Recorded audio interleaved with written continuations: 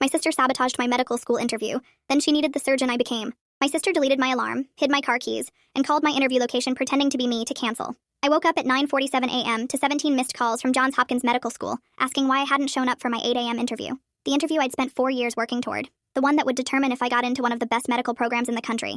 My phone was plugged in across the room, not on my nightstand where I'd left it. My alarm had been turned off completely. I grabbed it and saw the missed calls, the voicemails, the email from the admissions office marked urgent. My hands shook as I listened to the first voicemail. Professional woman's voice, slightly concerned. Ms. Hartley, this is Dr. Patricia Okonkwo from Johns Hopkins Admissions. We had you scheduled for an interview this morning at 8 a.m., and you haven't arrived. Please call us back immediately to reschedule if there's been an emergency. The second voicemail, 20 minutes later, was less friendly. Same woman, more irritation. Ms. Hartley, we've now received a call from someone claiming to be you, saying you're no longer interested in attending Johns Hopkins. We need you to contact us directly to confirm this is accurate. The third voicemail was the admissions director. Ms. Hartley, we're withdrawing your interview slot. We had someone call this morning at 7:30 claiming to be you and stating you'd decided to pursue other opportunities. If this was not you, you need to contact us within the hour with an explanation. Otherwise, we're moving forward with alternate candidates. I called back immediately. Got voicemail. Left a frantic message explaining I never called, never canceled, something was wrong. Tried 3 more times, no answer. Sent emails, called the main office. Finally got through to an assistant who said the admissions committee had already filled my slot and moved on. They'd received a very clear call from my phone number canceling. Unless I could prove it wasn't me, there was nothing they could do. My phone number. I checked my call log. Nothing outgoing to Johns Hopkins at 7:30 a.m., but my phone had been across the room when I woke up, not on my nightstand. I went downstairs and found my sister Vanessa in the kitchen making coffee. She was 26, 2 years older than me, and she'd gotten into medical school 3 years ago on her first try. She was finishing her 3rd year at a different program, top of her class, everything our parents had ever wanted. She looked up when I came in and smiled. Morning. You're up late. Didn't you have that interview? Everything clicked into place. The phone moved across the room, the deleted alarm, my car keys missing from the hook by the door where I always left them. I'd been living at home to save money during my gap year while working as an EMT. Vanessa had moved back home 2 months ago, saying her apartment lease ended and she wanted to save money before residency applications. Our parents had been thrilled to have both daughters under one roof again. What did you do? I asked. My voice came out steady, cold. She took a sip of coffee. What are you talking about? You canceled my interview. You called them pretending to be me. That's insane. Why would I do that? Because you've spent 3 years being the golden child and you couldn't stand me getting into a better program than yours. Her expression flickered. Just for a second, I saw it. Satisfaction. She'd meant to do this. This wasn't an accident or a misunderstanding. She'd deliberately sabotaged the most important interview of my life. You're being paranoid, she said. Maybe you just overslept and you're looking for someone to blame. My alarm was deleted. My phone was moved. My car keys are missing. And someone called from my phone number to cancel. Maybe you did it in your sleep. You've always been an anxious mess before big events. Remember when you had that panic attack before the MCAT? She was gaslighting me. Standing in our parents' kitchen, drinking coffee, and gaslighting me about sabotaging my entire future. I grabbed my phone and pulled up the call log, shoving it in her face. There's no outgoing call at 7:30, but they said someone called from my number. How did you do it? I have no idea what you're talking about, but honestly, Jenna, this victim mentality is exactly why you're not getting into top programs. You need to take responsibility for your own failures. I wanted to scream, wanted to grab her coffee and throw it against the wall. Instead, I went back upstairs, locked my door, and called Johns Hopkins again. This time I got through to Dr. Okonkwo directly. I explained everything, that I never canceled, that someone had called pretending to be me, that my phone showed no outgoing calls at that time. She listened patiently, then said, Ms. Hartley, the person who called knew specific details about your application, your undergraduate institution, your MCAT score, your research experience. This wasn't a random prank. It was my sister. She has access to all that information. We live in the same house. Can you prove it was her? No, but I can prove it wasn't me. My phone has no call log. Someone must have used a spoofing app or called from a different phone. Dr. Okonkwo sighed. Even if that's true, we've already moved your slot to another candidate. Our interview season is nearly complete. I'm sorry, but there's nothing we can do this cycle. So my sister destroys my chance at my dream school and there's no consequence? I understand your frustration, but without concrete proof, this is a family matter, not an admissions matter. You're welcome to reapply next cycle. She hung up. I sat on my bed staring at the wall, trying to process that 4 years of work had just evaporated because my sister couldn't handle me succeeding. I applied to 12 other medical schools, got interviews at 6. Vanessa was suddenly very busy during each of my interview mornings. I started sleeping with my phone under my pillow, setting 5 alarms, hiding my car keys in my room. I didn't trust her near anything related to my applications. My parents noticed the tension, but didn't understand it. When I tried explaining what Vanessa had done, they said I was being dramatic, that Vanessa would never do something like that maybe I had overslept and was looking for someone to blame because I was embarrassed. Their golden child could do no wrong. I was just the younger daughter who couldn't get her life together. 3 of my 6 interviews went well. 1 went badly because I was so paranoid about sabotage that I couldn't focus. 2 were mediocre. I got waitlisted at 2 schools, rejected from the other 4. Vanessa got her top choice residency. My parents threw her a celebration dinner. I sat there smiling while they toasted her success, and she looked at me across the table with this small, satisfied smirk that no one else saw. I spent the next year working as an EMT and reapplying to medical schools. This time I got my own apartment, a tiny studio I could barely afford. I wasn't staying in that house with her anymore, wasn't giving her another opportunity to destroy my future. I applied to 15 schools, got 9 interviews, accepted to 3 programs. None of them were Hopkins, but one was a solid state school with a good reputation. I accepted and started that fall. The same year, Vanessa started her residency in neurosurgery at a prestigious hospital in Boston. My parents were so proud of her. She was becoming a brain surgeon. I was just going to some state school they'd never heard of. Medical school was brutal. Every single day I thought about quitting. The workload was crushing. The competition was intense. Everyone in my class seemed smarter, more prepared, more naturally talented. I studied twice as hard as everyone else just to keep up. Failed my first anatomy exam. Barely passed pharmacology. Spent nights in the library until 3 a.m. memorizing pathways and drug interactions. But I had something the other students didn't. Rage pure. Focused rage at my sister for what she'd done. Every time I wanted to quit, I thought about her smirking at that dinner table, about her deleting my alarm, about her stealing my Hopkins interview and facing zero consequences. That rage kept me going when exhaustion and self-doubt said to stop. I decided to specialize in cardiothoracic surgery, the hardest surgical specialty, the one with the longest training, the highest stakes, the most brutal hours. Vanessa had chosen neurosurgery because it was prestigious. I chose cardiothoracic because I wanted to be better than her at something she couldn't touch. Third year of medical school, we started clinical rotations. I worked every extra shift I could get, volunteered for every surgery, stayed late to observe procedures. The attendings noticed. One of them, Dr. Raymond Osei, a cardiothoracic surgeon, pulled me aside after a particularly complex case. "You've been in the OR more than any other medical student this year. Why?" "Because I love it, and I want to be the best." He studied me for a moment. "Surgery isn't about being the best. It's about being good enough to save lives when it matters. Then I want to be good enough that I never lose a patient because I wasn't skilled enough." He nodded slowly. "You've got the drive. Now you need the precision. Come observe my cases. I'll teach you what I can." Dr. Osei became my mentor. He was demanding and harsh, but he saw something in me. He let me do more than medical students usually did. Hold retractors, close incisions, ask questions during procedures. He pushed me to think faster, move more precisely, understand not just what we were doing, but why. I graduated medical school in the top 10% of my class. Not the top, but respectable. Applied to cardiothoracic surgery residencies. Got interviews at 6 programs. Matched at a strong program in Philadelphia, not the absolute top tier, but known for producing excellent surgeons. Vanessa finished her neurosurgery residency that same year. She got a job at a top hospital in Boston, making twice what I'd make as a resident. My parents flew out for her white coat ceremony. They didn't come to mine because it was the same weekend and they'd already committed to hers. Residency was hell. 100-hour weeks. Surgeries that lasted 12, 14, 16 hours. Attendings who screamed if you made the smallest mistake. Patients who died despite everything we did right. I lost more weight than was healthy. Stopped sleeping more than 4 hours a night. Existed in a constant state of exhaustion and adrenaline. But I got better. Faster. More precise. By my 3rd year, I was the resident attendings requested for complex cases.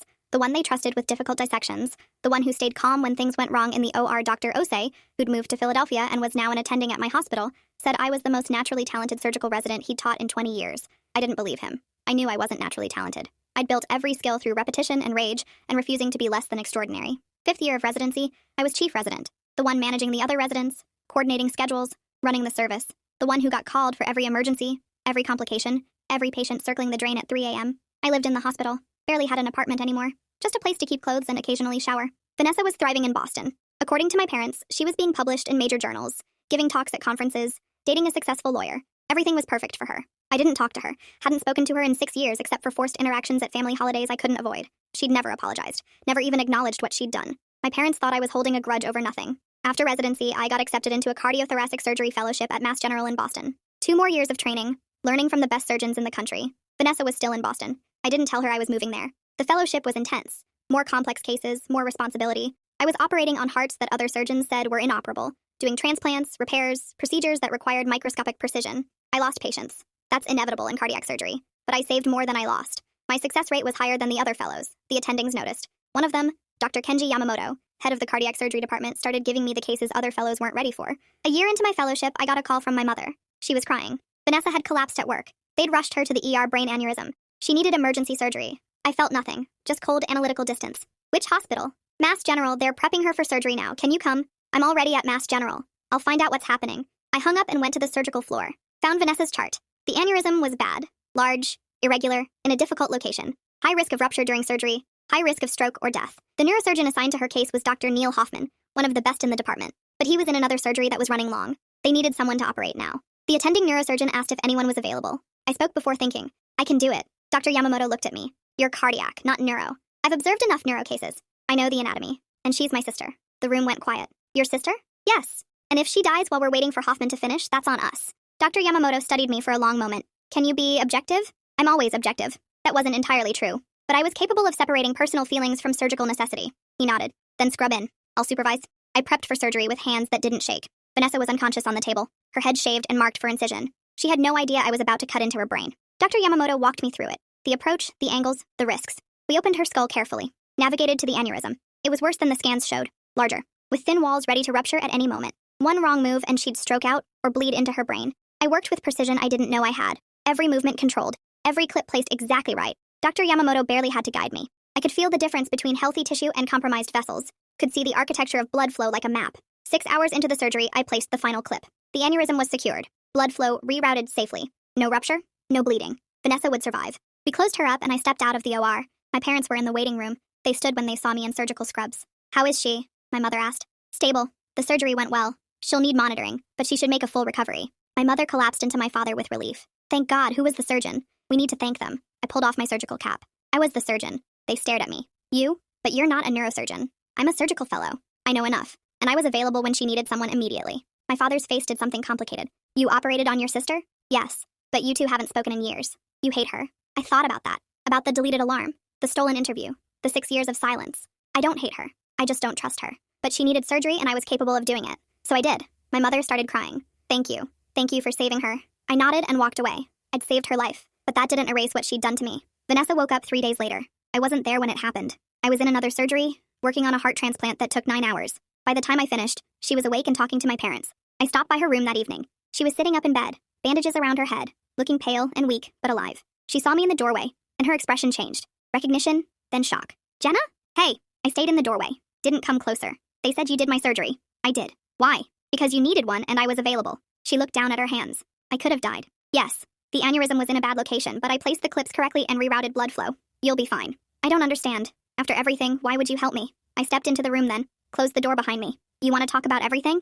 Okay, let's talk about it." She went very still. "You sabotaged my Johns Hopkins interview. Deleted my alarm, hid my keys, called pretending to be me to cancel. You destroyed my chance at my top choice school because you couldn't handle me being better than you." "Jenna, I'm not finished." "You did that and faced 0 consequences. Our parents didn't believe me. You never apologized. You just watched me struggle for 6 years while you succeeded at everything." I moved closer to her bed. "But here's what you didn't understand. You sabotaging me made me better. Every hour I spent studying while you were sleeping, every surgery I volunteered for while you were comfortable, every patient I saved because I refused to be anything less than extraordinary, that was because of what you did."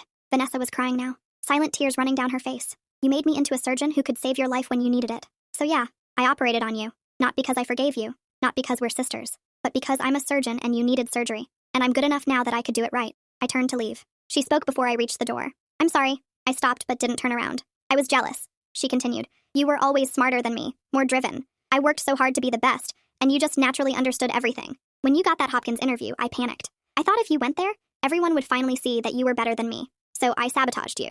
And I've regretted it every single day since. I watched you struggle and I knew it was my fault, but I was too proud to admit it. I convinced myself you'd be fine, that you'd get into another school. But you weren't fine. And I destroyed your trust in our relationship over my own insecurity." I turned around. "You're right.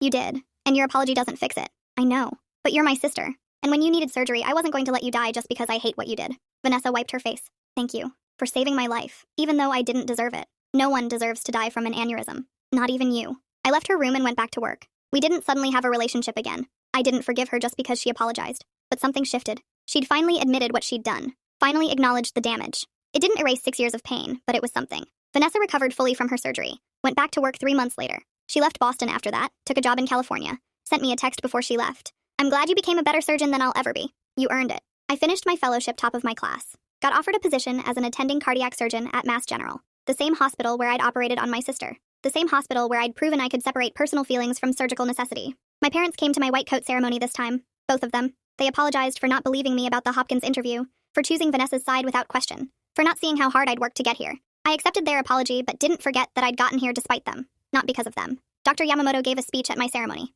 He talked about my precision, my dedication, my ability to handle complex cases that other surgeons avoided. He said I was one of the most talented cardiac surgeons he'd trained in 30 years. He didn't know about Vanessa sabotaging me, didn't know about the deleted alarm or the stolen interview. He just knew I was exceptional at saving lives. 3 years into my attending position, I published a paper on a new technique for repairing complex heart valve defects. It got picked up by major journals. I started getting invited to conferences to speak. Hospitals started recruiting me for leadership positions. I stayed at Mass General and focused on building a program for high-risk cardiac patients, the ones other surgeons said were too far gone. I developed a reputation for taking impossible cases and somehow pulling patients through. My success rate was among the highest in the country. Vanessa and I talked occasionally now. Not often, but sometimes. She'd call on birthdays, send texts about cases she found interesting. We weren't close. Probably never would be. But we weren't enemies anymore either. She'd destroyed something between us that couldn't be fully repaired, but we'd found a way to exist in the same world. My parents tried to make up for years of favoritism. They came to my lectures, asked about my research, told their friends about their daughter, the cardiac surgeon. It felt hollow sometimes, like they only valued me now that I'd achieved visible success. But I accepted it because holding grudges took energy I needed for surgery.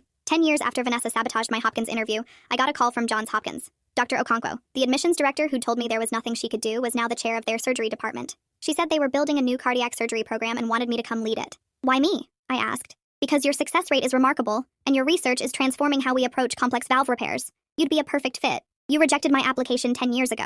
There was a pause. I remember. You claimed your sister sabotaged your interview. She did. She finally admitted it years later. Another pause. Then I owe you an apology. And a job offer if you're interested. I thought about it. The school that had rejected me was now offering me a leadership position. The interview Vanessa had stolen had led me down a path that made me better than I would have been if I'd gotten in the first time. I'm interested. But I have conditions. We negotiated for 3 weeks. I wanted autonomy over my program, funding for research, the ability to train residents my way. Hopkins agreed to everything. I accepted the position and moved to Baltimore.